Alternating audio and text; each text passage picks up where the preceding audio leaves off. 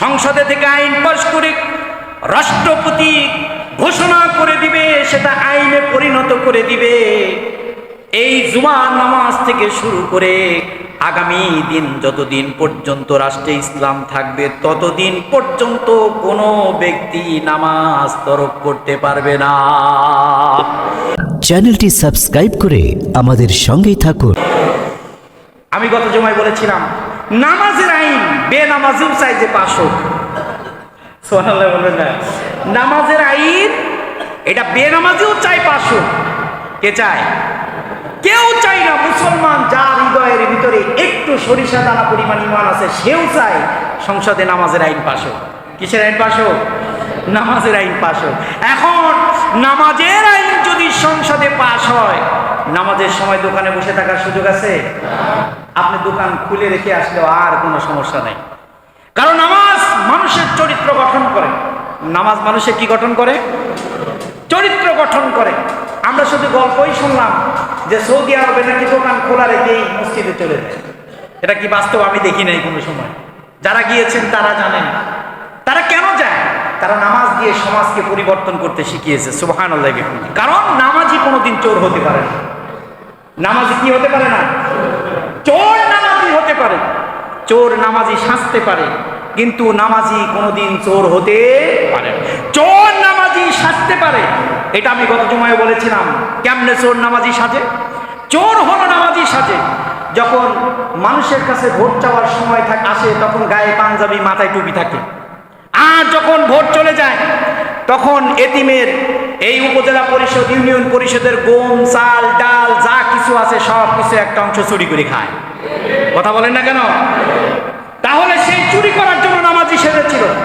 কিন্তু নামাজি কখনো চোর হতে পারে না, কারণ যারা 12 মাস আল্লাহর সামনে রুকু সেজদা দেয় তারা কখনো চোর হতে পারে না। এই জন্য প্রিয় ভাইয়েরা আমার, যদি নামাজের আইন সংসদ ভবন থেকে যদি আইন জারি করে দেওয়া হয়, আগামী আসর থেকে বা জুমার নামাজ থেকে কেউ নামাজ তরক করতে পারবে না। একটা মানুষ নামাজের বিপক্ষে থাকতে পারবে? নামাজ না পড়ে থাকতে পারবে? সকলকে দৌড়ায় কোথায় আসতে হবে? সভাপতির টেনশন, আরে মসজিদ তো এখন আর 3 তলা চলবে না, যত দ্রুত সম্ভব মসজিদ 10 তলা করো, কারণ মসজিদে মুসল্লি আটে না। এত সুন্দর পরিবেশ যদি আসতো বাংলার জমিনে, সবাই ধন্য হয়ে যেতাম। কথা ঠিক কিনা? আমরাই চাই না। আমরাই কি চাই না যে এই বাংলার জমিনে নামাজিরা, নামাজওয়ালারা, টুপিওয়ালারা, আলেমরা তারা এই জমিন পরিচালনা করুক? এটা আমরা কি করি না? চাই না। 2 নম্বর হল ইম্মাক্কান্নাহুম ফিল আরদ আকামুস সালাহ ওয়া আতাউজ যাকাত। কালো টাকা সাদা করার মাধ্যম একমাত্র হলো যাকাত। যাকাত ছাড়া কালো টাকা সাদা করা যাবে?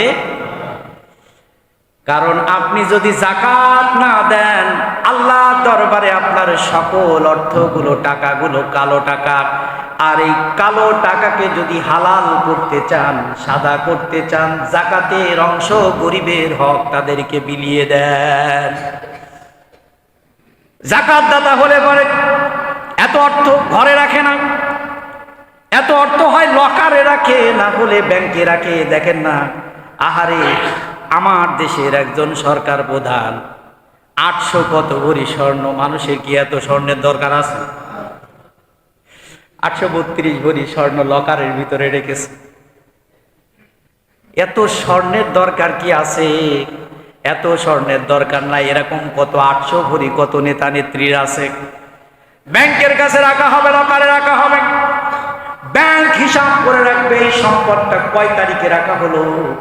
যদি 1 বছর অতিক্রম করে, ব্যাংক অটোমেটিক সম্পদ থেকে যাকাতের অর্থ রাষ্ট্র কেটে নিবে। রাষ্ট্র কেটে নিয়ে গরিব মিসকিনের মাঝে লাগিয়ে দিবে। সুবহানাল্লাহ। এমন রাষ্ট্রের দরকার আছে না? কারণ তখন সবার কাছে অর্থ থাকবে। কারোর কাছে এই যে পার্সিলিটি করা, মানুষের ভিতরে অর্থের যে বৈষম্য করা, এটা ব্যালেন্স হয়ে যাবে, সমতা হয়ে যাবে। কারণ যাকাত ভিত্তিক অর্থনীতিই পারে মানুষের অর্থনৈতিক দুর্দশা দূর করতে। আর জাকাত ভিত্তিক অর্থনীতি আল্লাহ যেটাই দিয়েছেন সেটাই তো মানুষের কল্যাণের জন্য দিয়েছেন। জাকাত ভিত্তিক অর্থনীতি চালু করতে হবে, এটা আল্লাহর নির্দেশ। আকিমুস সালাহ ওয়া আতুজ যাকাত, এটা কার কথা? অথচ আমাদের অর্থনীতি সুদ ভিত্তিক অর্থনীতি। সুদ ভিত্তিক অর্থনীতি থাকলে ভূমিকম্প তো আসবেই, এটাই তো স্বাভাবিক। দফায় দফায় ভূমিকম্প হবে।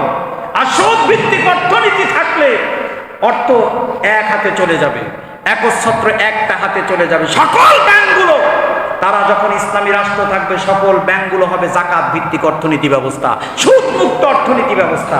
রাষ্ট্র আল্লাহ কল্যাণে চাদর দ্বারা ঢেকে রাখবে। এটা হওয়ার দরকার আছে না? আমরা চাই।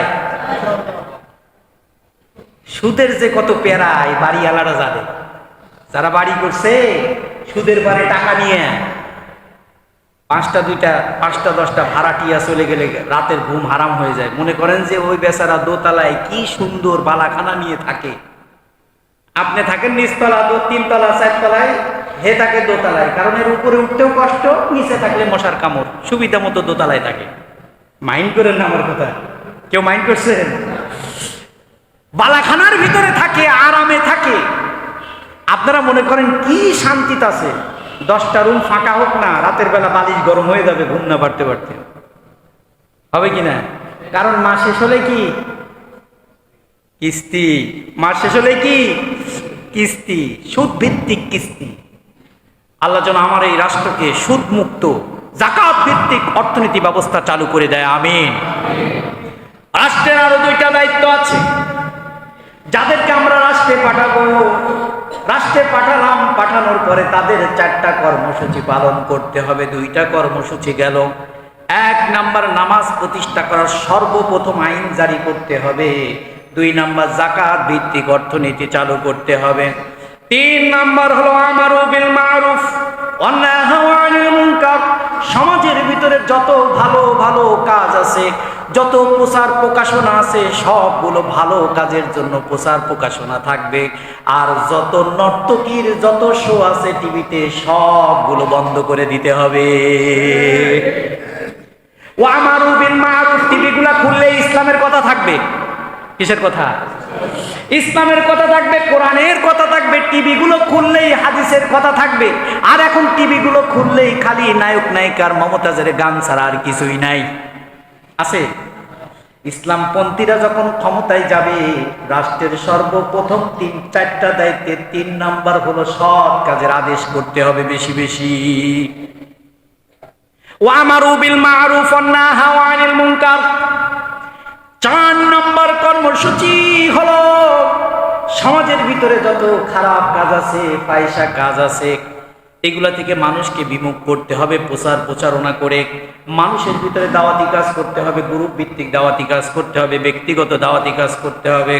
রাষ্ট্রীয়ভাবে দায়িত্ব গ্রহণ করে মানুষের ভিতরে যত অন্যায় ফায়সা কাজ আছে, সব কাজগুলো থেকে মানুষকে বিমুখ করতে হবে। এটা কার দায়িত্ব?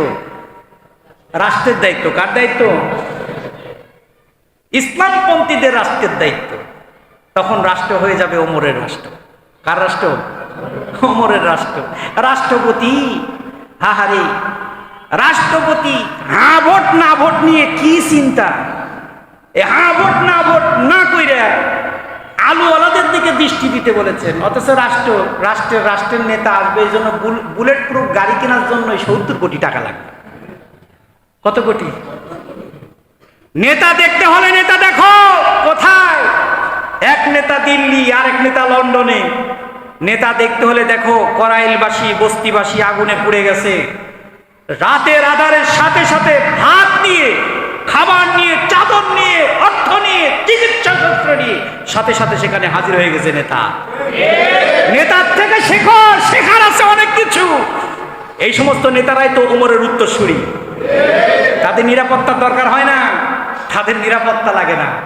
তাদের নিরাপত্তা একমাত্র জিম্মাদার কে? তারা আল্লাহর উপরে তাওয়াক্কুল করে। মুহাম্মদুর রাসূলুল্লাহ সাল্লাল্লাহু আলাইহি ওয়াসাল্লাম যখন গুহার ভিতরে, আবু বকর বলছে, রাসূল আমরা তো 2 জন হয়ে গেলাম, সংখ্যায় তো অনেক বেশি, দেখে ফেললে আমাদের সাথে সাথে হত্যা করবে। আল্লাহর আয়াত নাজিল করে দিয়ে বললেন, রাসূল বলে দেন আপনারা একা না, আমি আপনাদের সাথে আছি। এই সমস্ত নেতাদের সাথে কি আছে? আল্লাহ আছে। শেখো এখান থেকে। আল্লাহ তাআলা শেখার তৌফিক দান করুক, সবাই বলি আমিন।